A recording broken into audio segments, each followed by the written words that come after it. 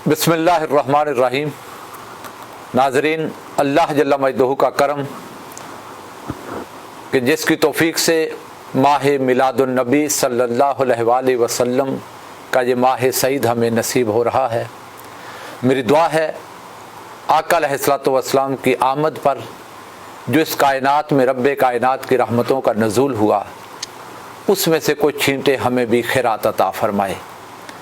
खुशियाँ मनाइए, मसरतों का इजहार कीजिए, मुबारकबादें दीजिए और अपने दिलों को हज़ूर अलैहिस्सलाम की मोहब्बत से गरमाइए कि ये वो माह सईद आका अलैहिस्सलाम की विलादत बासादत का महीना जिसने पूरी कायनात को बहारों से मज़य्यन कर दिया।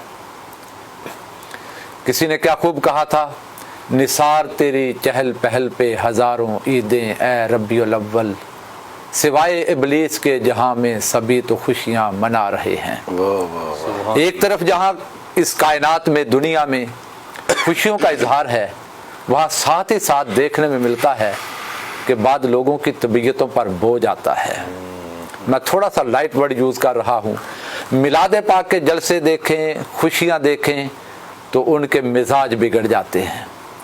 ऐसा क्यों होता है, इस बारे में जानने के लिए आज हमने अपने स्टूडियो में दावत दी है। मिनहाज दावत की इस खसूसी नशिस्त में मेरे दाएं तरफ जलवा अफरोज़ हैं मिनहाजुल कुरान के मायानाज़ स्कॉलर हज़रत अल्लामा राना मोहम्मद इदरीस कादरी साहिब, नायब नाज़िम आला हैं मिनहाजुल कुरान इंटरनेशनल के, और दूसरी तरफ मेरे तशरीफ़ रखते हैं अल्लामा साहिबजादा ज़हीर अहमद नक्शबंदी साहिब, मरकज़ी नाज़िम में दावत हैं मिनहाजुल कुरान इंटरनेशनल के। मैं आप दोनों मेहमानों को खुशामदीद कहता हूँ। राना साहब, बात का आगाज़ आपसे करेंगे। जैसे ही मिलाद पाक का महीना आता है, एक तरफ तो महाफिल, हज़ूर अलैहिस्सलातु वस्सलाम की शानों का बयान, हज़ूर अलैहिस्सलाम की आमद की खुशी पर लंगर और ज़ियाफ़तें, और दूसरी तरफ बाद लोगों के स्पीकरों से ये आवाज़ें सुनाई देती हैं कि माज़ल्ला मिलाद एक बिदत है, बरे सगीर की प्रोडक्ट है, ये हिंदुस्तान से पैदा हो गई। तो क्या ये मिलाद है क्या असल में? क्या इसका मनाना जायज़ है या दूसरे जो इसके बारे में तबसरे करते हैं? इस पर मैं चाहता हूँ हमारे नाज़रीन को रहनुमाई दीजिए। औज़ु बिल्लाहि मिनश शैतानिर रजीम, बिस्मिल्लाहिर रहमानिर रहीम। मिनहाज टीवी की इंतज़ामिया के शुक्रगुज़ार हैं कि जिनके ताउन से मिनहाज दावत के इस प्रोग्राम के ज़रिए लोगों तक अपनी मारूज़ात पहुँचाने का हमें मौका मिलता है। जी, अल्लाह सब लोगों की इन काविशों को अपनी बारगाह में शर्फ़ कबूलियत आमीन। और मैं एक मरतबा फिर आज के प्रोग्राम के ज़रिए भी अपने तमाम सुनने और देखने वालों को दिल की अथाह गहराइयों से आका के मिलाद पाक की मुबारकबाद पेश करता हूँ।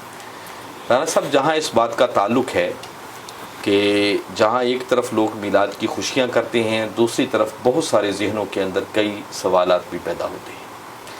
और ये हक़ाइक़ हैं जो बात आपने की है कि इधर मिलाद के महीने का आगाज़ होता है, लाइटिंग होना शुरू हो जाती है, लोग झंडियाँ लगाते हैं, चरागां करते हैं, घर घर महाफ़िल मिलाद शुरू हो जाती हैं, महाफ़िल नात शुरू हो जाती हैं, मिलाद के जुलूस निकलना शुरू हो जाते हैं, ज़ियाफ़ते मिलाद के प्रोग्राम शुरू हो जाते हैं, लंगर बांटे जाते हैं। और जैसे जैसे 12 रबीउल अव्वल का दिन करीब आता है तो ये सब खुशियाँ भी अपने जोबन और उरूज की तरफ बढ़ती चली जाती हैं।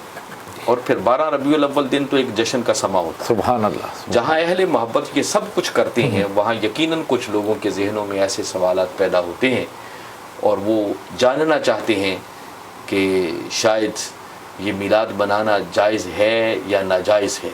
बाज़ लोग इसको नाजायज़ कहते हैं, कई हराम का फतवा लगा देते हैं, कोई इसको बिदत कह रहा होता है। जी, कुछ बातें तो वो थी जो पिछली नशिस्तों में हमने की। जी, मगर आज एक और एंगल से इस बात को समझने की कोशिश करते हैं। तो आइए हम दयानतदारी से इस बात का जायज़ा लेते हैं कि फ़ी ज़माना मिलाद बनाने की जो मुरव्वजा शक्ल है, उसमें कौन सा ऐसा अमल है कि जिसकी वजह से लोग इस मुगालते का शिकार होते हैं कि कहीं ये नाजायज़ तो नहीं, ये समझना बहुत ये ज़रूरी, हराम तो नहीं। बिल्कुल ठीक। तो आइए दयानतदारी से एनालिसिस करते हैं ताकि कहीं को गलत फहमी हो तो उसको हम दूर करने की कोशिश करें। सुभान अल्लाह, सुभान अल्लाह। और एक बात पेश नज़र रहनी चाहिए कि हमारी ये नशिस्तों का मकसद हरगिज़ किसी को टीज़ करना नहीं है, किसी पर तनकीद करना नहीं है, और मिलाद ना मनाने वालों को अपनी गुफ्तगू और दलाइल की वजह से मिलाद बनाने पर मजबूर करना नहीं। ठीक बात। भाई जिसका जो ज़ौक़ है वो उसे सलामत। सुभान अल्लाह। हमारी ये नशिस्तों का मकसद तो मैं समझता हूँ फ़कत ये है کہ وہ اہل محبت جو کئی کئی پشتوں سے آقا کا میلاد مناتے چلے آ رہے ہیں، واہ واہ سبحان اللہ، ان کی بچوں اور ان کی نسلوں کے ذہنوں کے اندر اس دور میں اگر شکوک و شبہات کی ایسی گرد پیدا ہو جائے تو یہ کم از کم ہمارا فریضہ بنتا ہے کہ آقا کی بارگاہ اقدس کے جھاڑو بردار بن کر ہم اس گرد کو صاف کرنے کی نوکری، سبحان اللہ، ہماری گفتگو کا مقصد فقط اپنی ان نسلوں اور بچوں کے ایمان کو اور عقیدے کو بچانا ہے۔ سبحان اللہ، اس کے صدقے اللہ اوروں پر بھی کرم کر دے تو یہ کوئی بعید از قیاس نہیں ہے۔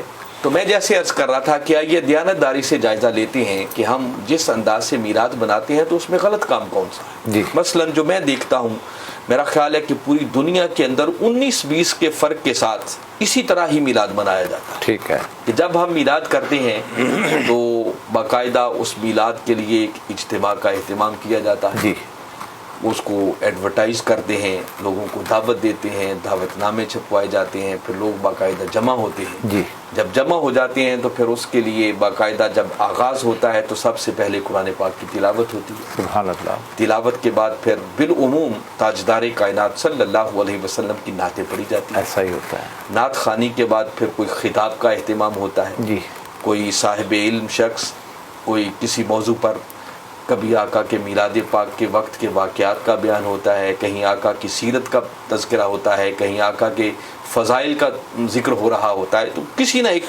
ایک سبجیکٹ پر موضوع گفتگو پر ہوتی ہے۔ بات ہو جاتی ہے، پھر خطاب کے بعد بالعموم درود و سلام پڑھا جاتا ہے، جی، درود و سلام کے بعد بالعموم دعا ہوتی ہے، ٹھیک، دعا کے بعد پھر اکثر جگہوں پر سامعین کے لیے کھانے کا لنگر کا اہتمام ہوتا ہے۔ جی، اس کے علاوہ آقا کے میلاد پاک کی خوشی میں لوگ جھنڈیاں لگاتے ہیں، جی، اپنے گھروں کو ڈیکوریٹ کر لیتے ہیں، لائٹنگ کی جاتی ہے۔ جی، یہ سارا کچھ مل جائے تو یہ کملی والے آقا کا میلاد بنتا ہے۔ یہ میلاد بنتا ہے، درست بات، آئیے ان میں سے ایک ایک چیز کا ہم جائزہ لے لیتے ہیں، سبحان اس اللہ، میں غلط بات کون سی ہے۔ جی، دیکھیے سب سے پہلے اگر ہم قرآن پاک کی تلاوت کرتے ہیں جی، میلاد کی محفل کے اندر، تلاوت سے آغاز تو ہو، کیا قرآن پاک کی تلاوت کرنا کوئی ناجائز کام ہے؟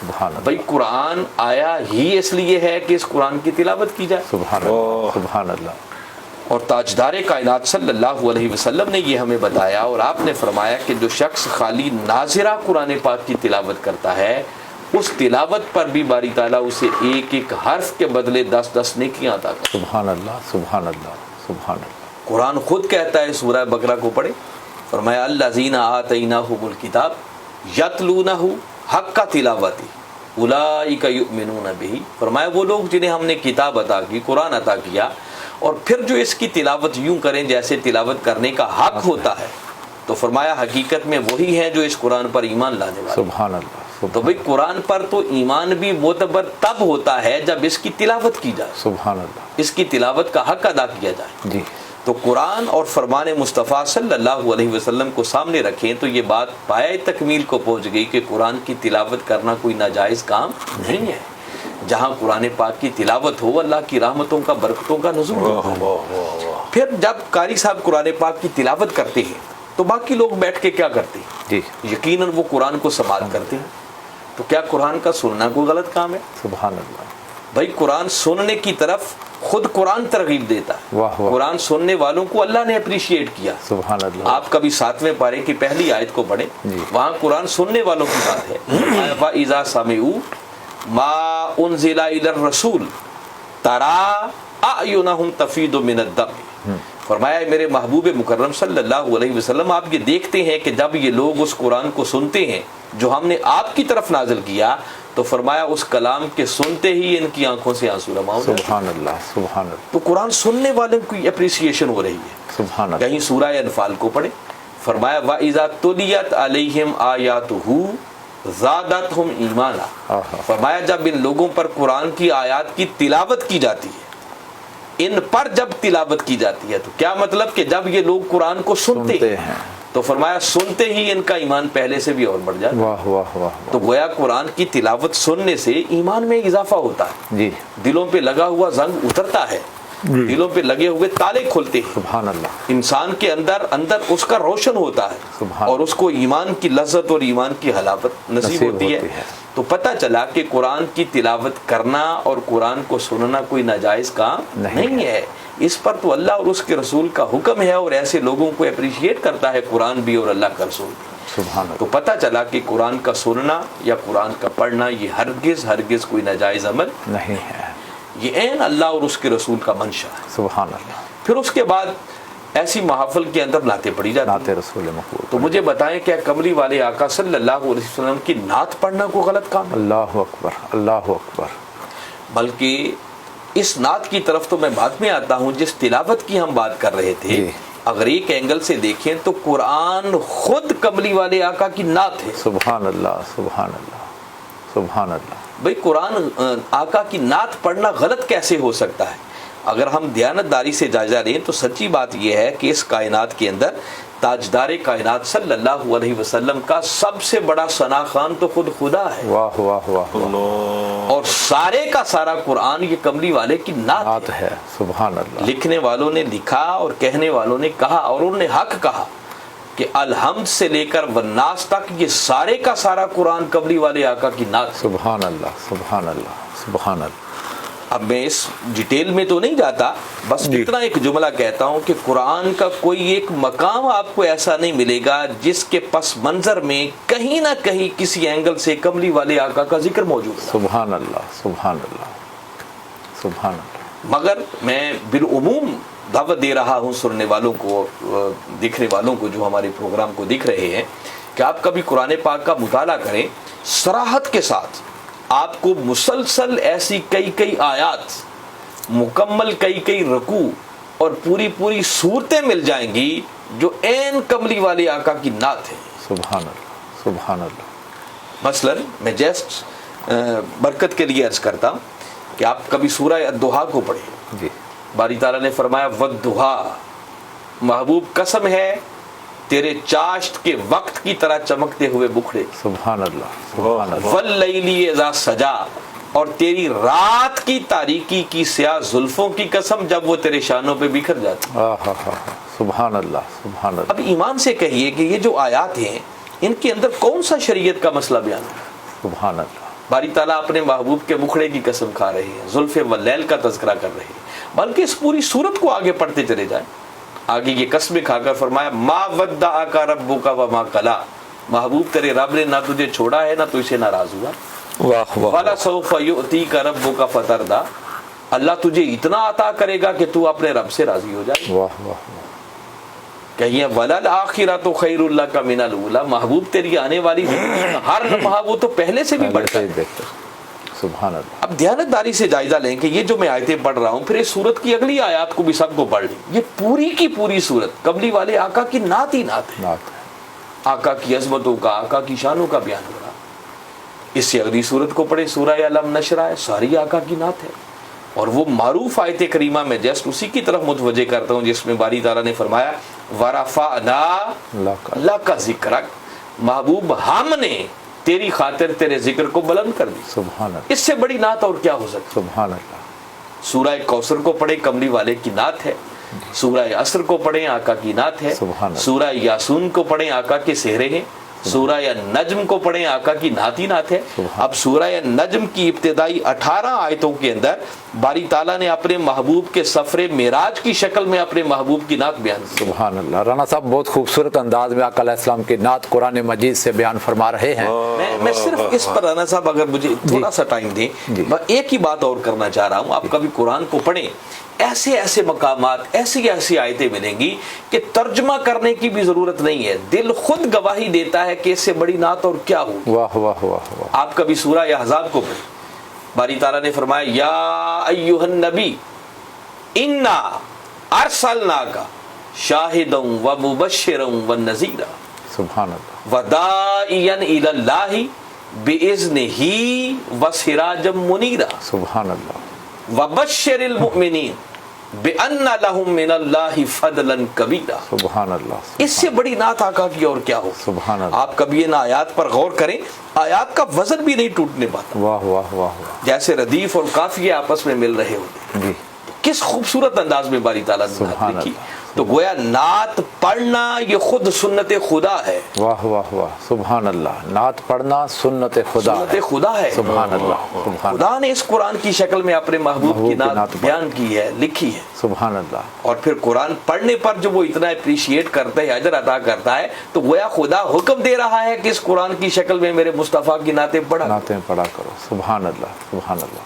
پھر صرف قرآن ہی نہیں ہے بلکہ آگے بھی پڑھیں تو تاریخ کی آپ کتابوں کا مطالعہ کریں. حضور شیخ الاسلام کی ایک کتاب ہے میلاد النبی صلی اللہ علیہ وسلم, بڑی ضخیم کتاب ہے. شاید اس صدی میں اس موضوع پر اس سے ضخیم کتاب نہ ملے. کم و بیش کوئی 1000 صفحات پر ہے ماشاءاللہ. اور اس میں ایک پورے کا پورا باب ہے جو صرف کملی والے آقا کی نعت پر ہے. سبحان اللہ. اور آپ نے ان جملہ صحابہ کرام کے نام اور ان کے کلام 42 کے لگ بھگ صحابہ کرام ایسے ہیں کہ جن کے آپ نے نام بھی اور ان کے کلام بھی اس کتاب میں جمع کیے ہیں, جو تاجدار کائنات صلی اللہ علیہ وسلم کی ظاہری حیات مبارکہ کے اندر نعتیں لکھتے بھی تھے اور نعتیں پڑھتے بھی تھے. 42 صحابہ کرام کی بات حیات ظاہری میں حضور کے سامنے نعتیں پڑھتے لکھتے بھی. سبحان اللہ. سبحان اللہ. سبحان اللہ. جس سے سنت صحابہ ہو گئی کہ نعت پڑھنا اور نعت لکھنا یہ خود سنت صحابہ ہو گئی. سبحان اللہ. اور پھر ایسا بھی ہوتا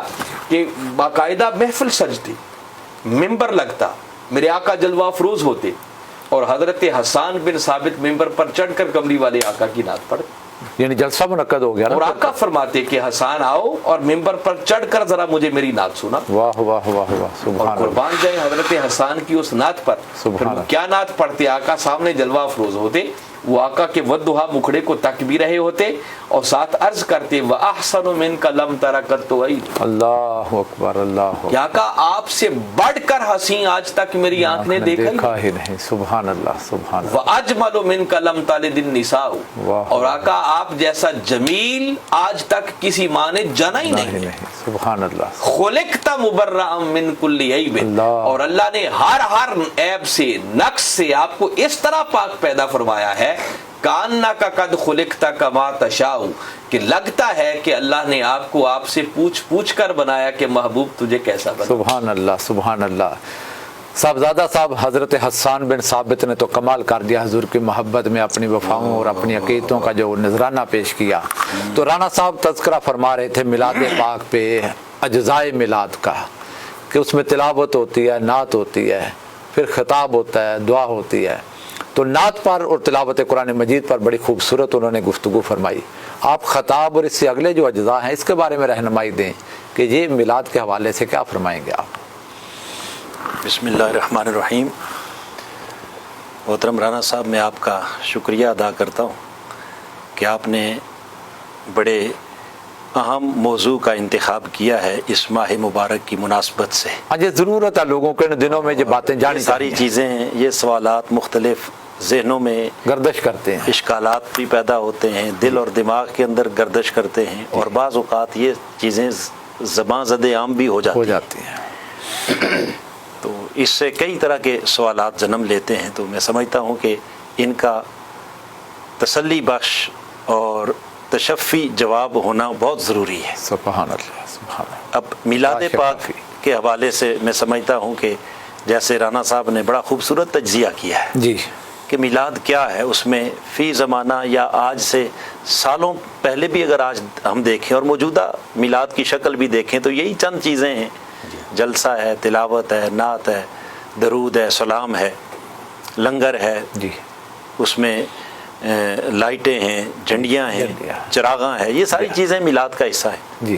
تو جیسے آپ نے فرمایا کہ تلاوت یہ خود قرآن کا حکم ہے, اور اسی طرح نعت رسول مقبول صلی اللہ تعالیٰ علیہ وآلہ وسلم یہ قرآن کا سب سے اہم ترین سبجیکٹ ہے. حضور علیہ الصلوۃ والسلام کی نعت جی, بلکہ سب سے پہلا ثنا خوان تو خود خدا ہے. سبحان اللہ. سبحان اللہ. اور پھر آقا علیہ الصلوۃ والسلام کے صحابہ کرام نے حضور علیہ الصلوۃ والسلام کی نعت مبارک پڑھی, حضور کی ازواج مطہرات نے آقا علیہ الصلوۃ والسلام کی ثنا خوانی کی, آقا علیہ السلام کی تعریف بیان کی. سبحان اللہ. اور جو سب سے بڑی بات میں یہاں اپنے ناظرین تک پہنچانا چاہتا ہوں کہ صحابہ کرام نے تو یہ عمل کیا, ازواج مطہرات نے کیا, مگر تاجدار کائنات صلی اللہ تعالیٰ علیہ وآلہ وسلم کی موجودگی میں جب یہ عمل ہوا اور اس عمل پر آقا علیہ الصلوۃ والسلام نے خوشی اور مسرت کا اظہار کیا. سبحان اللہ. خود آقا کی سنت بن گئی. سبحان تو یہ حضور کی سنت بن گئی. سبحان اللہ.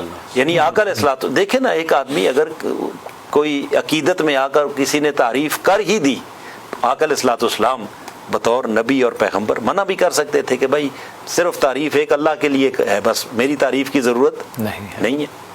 الحمدللہ رب العالمین، ساری تعریفیں اللہ کے لیے ہیں، تو میں اپنے رب کی تعریف کرتا ہوں اور تم بیٹھ کر میرے زلفوں کی بات کرتے ہو، میرے حسن و جمال کی بات کرتے ہو، میرے کہتے ہو جی آپ جیسا حسین ہی کوئی نہیں دیکھا. تو یہ ان باتوں کی کیا ضرورت ہے؟ تو یہاں تک بھی ملتا ہے کہ جب حضرت حسان بن ثابت کو آپ حکم دیتے تو ساتھ اللہ کی بارگاہ میں دعا کرتے کہ مولا حسان جب تک میری نعت پڑھ رہا ہے تو جبریل امین علیہ السلام کو ان کی پشت پناہی کے لیے ان کے پیچھے کھڑا کر. سبحان اللہ. جبریل کے ذریعے ان کی مدد فرما. ان کی مدد فرما. سبحان اللہ. تو مقصد یہ ہے کہ آقا علیہ الصلوۃ والسلام اگر یہ اتنا ہی کوئی معاذ اللہ استغفر اللہ مذموم عمل ہوتا تو حضور اسی وقت روک دیتے، سختی سے منع کر دیتے، بھائی یہ آپ کس کام کو لگ گئے، میں تو آپ کو اللہ کی تعریف سکھانے آیا. واہ واہ واہ واہ. لیکن آقا علیہ الصلوۃ والسلام نے روکا، منع نہیں کیا، بلکہ حضور علیہ الصلوۃ والسلام نے ان کی وہ تعریفی کلمات سنے، وہ نعت سنتے اور سن کر ان کے لیے پھر دعا فرماتے کہ باری تعالیٰ حسان بن ثابت کی جبرائیل امین کے ذریعے ان کی مدد فرما. اور پھر خالی دعا نہیں بلکہ آقا علیہ الصلوۃ والسلام نے جب اپنی نعت سنی تو سن کر حضور علیہ الصلوۃ والسلام نے خوشی اور مسرت کا عالم دیکھیے کہ اپنی کملی مبارک اتار کے عطا فرما دے. سبحان اللہ. سبحان اللہ. وہ ایک مقام پہ کسی صحابی کو دعا بھی دی تھی، اللہ اس کے دانت سلامت رہیں. اس کے دانت سلامت. مختلف صحابہ کرام کو مختلف دعائیں دی، انعامات سے نوازا. تو اس سے پتہ یہ چلتا ہے کہ اللہ اور اس کے رسول صلی اللہ تعالی علیہ وسلم کے ہاں کتنا محبوب عمل ہے. یہ سبحان اللہ. آقا صلی اللہ علیہ وسلم کے ایک صحابی ہیں حضرت نابغہ جادی رضی اللہ عنہ، شاعر تھے جی. آقا کی نعت لکھی، عرض کرنے لگے آقا نعت لکھی ہے سنانا چاہتا. سبحان اللہ. میرے آقا فرمانے لگے سناؤ. بس نعت پڑھتے پڑھتے کو ایسا خوبصورت شعر پڑھا کہ میرے آقا وہ اپنی نعت کا شعر سن کر اتنا خوش ہوئے کہ آپ نے اپنی کملی مبارک اتار کر زور سے نابغہ جادی کی جھولی میں دے ماری. سبحان اللہ. سبحان اللہ. سبحان اللہ. یعنی آقا کی خوشی اور مسرت، پھر نعت خان کو نوازنا. یہ دیکھیں نا، بعض لوگوں کے ذہنوں میں ایسے سوالات آتے ہیں کہ یہ نعت خانوں پر پیسے پھینکتے ہیں، ان کو دیتے ہیں. جی. میں 100% اس کی تائید بھی نہیں کرتا اور 100% اس کی انکار بھی نہیں کرتا. جی. یہ دیکھنے کی ضرورت ہے کہ کہاں کس کا حال کیا ہے. ٹھیک ہے. یہ جو ہمارے کس کیفیت میں دے رہا ہے، کیا کر رہا ہے. ٹھیک ہے. یہ جو ہمارے نعت خان یا مقررین باقاعدہ پیسے طے کر کے جاتے ہیں کہ بھئی اتنے لینے ہیں، تو میں سمجھتا ہوں اس چیز کی تو حوصلہ شکنی ہونی، مذمت ہونی چاہیے. مذمت ہونی چاہیے. غلط کام ہے. ٹھیک بات. اس کو کاروبار نہیں بنانا چاہیے، بزنس نہیں بنانا چاہیے. ٹھیک بات. حضور علیہ السلام کی نعت کو بیچنا نہیں چاہیے، اس کی قیمت طے نہیں ہونی چاہیے. ٹھیک ہے. باقی اس کے صدقے میں جو ملے خیرات ہے، جو ملے وہ عطا. نعت خانوں کو دینا، یہ پیسے دے دینا تو چیز ہی کوئی نہیں ہے. سب کچھ بھی انسان دے دے تو اس نعت کا حق ادا نہیں ہو سکتا. اور نعت خان کو دینا یہ خود سنت مصطفیٰ صلی اللہ علیہ وسلم. سبحان اللہ. سبحان اللہ. پھر وہ جو پھینکنے والا عمل ہے اچھا نہیں ہے، بظاہر ایسا نہیں لگتا، مگر بسا اوقات کیفیت ایسی ہوتی ہے. اب دیکھیں نا، تاجدار کائنات صلی اللہ علیہ وسلم نے اگر ان کو اپنی چادر مبارک، کملی مبارک دینی ہی تھی تو ایک طریقہ یہ تھا کہ آرام سے دے دے. ٹھیک. آپ نے آرام سے نہیں دی، آپ نے زور سے ان کی جھولی میں پھینکی. سبحان اللہ. یہ زور سے پھینکنا بتا رہا ہے کہ آقا اپنی نعت سن کر ایک وجد کی کیفیت میں جوم اٹھے ہیں. اور جب کیفیت کی وجد کی بن جائے تو پھر احوال بدل جاتے ہیں. احوال بدل جاتے ہیں. صحیح. تو اگر تو اس کیفیت میں اٹھ کر کوئی ایسا عمل کرتا ہے تو یقیناً وہ محمود عمل ہے. بالکل ٹھیک. لیکن اگر دکھاوے کے لیے کوئی کرے کہ میں پیسے دے رہا ہوں، میری ویڈیو بنے اور لوگ دیکھیں، واہ واہ اچھی بات نہیں ہے. یہ تو آقا علیہ الصلوۃ والسلام کی وہ حدیث پاک ہے، انما الاعمال بالنیات، ہر عمل کا دار و مدار نیت پر ہے. تو یہ تو صحابہ کرام کی بات ہو رہی تھی نا، جو حضور کی حیات ظاہری میں نعت پڑھتے اور آقا ان پر کرم کرتے، ان کو دعائیں بھی دیتے اور ان کو انعامات سے بھی نوازتے. اور یہ سلسلہ صرف حضور کی حیات ظاہری تک نہیں ہے. سبحان اللہ. رانا صاحب، آقا علیہ الصلوۃ والسلام کا کرم آپ کے ظاہری وصال کے بعد بھی اپنے نعت خانوں پر اور اپنے ثنا خانوں پر اسی طرح رہا ہے اور آج بھی ہے. سبحان اللہ. امام شرف الدین بوصیری رحمۃ اللہ تعالی علیہ، آپ نے یہ جو قصیدہ بردہ شریف لکھا، جی، اس کا نام ہی قصیدہ بردہ کیوں رکھا؟ کیونکہ بردہ عربی زبان میں چادر کو کہتے ہیں. اور جس دن انہوں نے یہ قصیدہ مکمل کیا تو خود تاجدار کائنات صلی اللہ تعالی علیہ وسلم خواب میں تشریف لائے اور آپ نے فرمایا بصیری اٹھ میری نعت سنا. واہ واہ واہ واہ. حالانکہ وہ فالج زدہ جسم کے ساتھ بستر پر پڑے تھے, اٹھنے کے قابل نہیں تھے, مگر کہتے ہیں کہ حضور نے جب فرمایا نا اٹھ میری نعت سنا, تو بس تاجدار کائنات کی بارگاہ میں جب وہ نذرانہ پیش کیا, وہ نعت سنائی, اور اس نعت کو سن کر حضور علیہ الصلوۃ والسلام اتنے خوش ہوئے کہ اپنی کملی مبارک اتار کے دے دی. سبحان اللہ سبحان اب چادر دی حالت خواب میں. جی. امام بصیری کہتے ہیں جب صبح بیدار ہوا تو وہ آقا علیہ السلام کی کملی مبارک میرے سرانے موجود. سبحان اللہ سبحان اللہ. خواب میں دی ہوئی خواب میں دی ہوئی تو اگر بیدار ہو کر دیکھا تو موجود تھی. گویا آقا علیہ الصلوۃ والسلام کا خواب میں دیکھنا بھی خواب نہیں ہے, بلکہ حضور نے فرمایا یہ حقیقت ہے. سبحان اللہ. یہ عین حقیقت ہے. اور اس کملی کی نسبت سے آپ نے اس پورے نعت کا, پورے اس قصیدے کا عنوان ہی رکھ دیا قصیدہ پرداش. سبحان اللہ سبحان اللہ. وہ برکت سے پوری بیماری بھی جاتی, اور اس برکت سے پھر بیماری بھی جاتی رہی. سبحان اللہ. تو وہ برکتیں تو حیات ظاہری میں بھی تھیں اور آج بھی جاری ہیں. سبحان اللہ سبحان اللہ. بلکہ یہاں تک بھی لکھا ہے, یہ جو واقعہ ہے نا امام بصیری رحمۃ اللہ تعالی علیہ کا, اہل سنت کی کتابیں تو بڑی ہی پڑھی ہیں. اس واقعہ کو خود مولانا اشرف علی تھانوی نے اپنی کتاب نشر الطیب کے آخری چیپٹر میں ذکر کیا. نشر الطیب مولانا اشرف علی تھانوی صاحب اس کتاب کے اندر باقاعدہ درج کیا ہے. اور یہاں تک ہے کہ پھر وہ چادر جو امام بصیری رحمۃ اللہ تعالی علیہ کو آقا صلی اللہ علیہ وسلم نے عطا کی, پھر وہ نسلاً بعد نسلیں آگے منتقل ہوتی رہی. کوئی بیمار ہوتا اس چادر کو لے کر اپنے جسم سے مس کرتا, اس کی بیماری بھی ختم. اللہ اکبر اللہ اکبر. سبحان اللہ سبحان اللہ. تو ایسا واقعہ ہے جس کا انکار کوئی نہیں کر سکتا. سبحان اللہ سبحان اللہ. ناظرین, بہت خوبصورت گفتگو آپ کی خدمت میں پیش کی جا رہی ہے. اجزائے میلاد پر آج ہم نے تلاوت قرآن مجید اور نعت رسول مقبول صلی اللہ علیہ وآلہ وسلم پر بات کی. دامن وقت کے ہاتھوں مجبور ہیں, اور انشاءاللہ اگلی نشست میں آپ کی خدمت میں پھر پیش ہوں گے. بہت شکریہ. دیکھتے رہیے منہاج دعوت.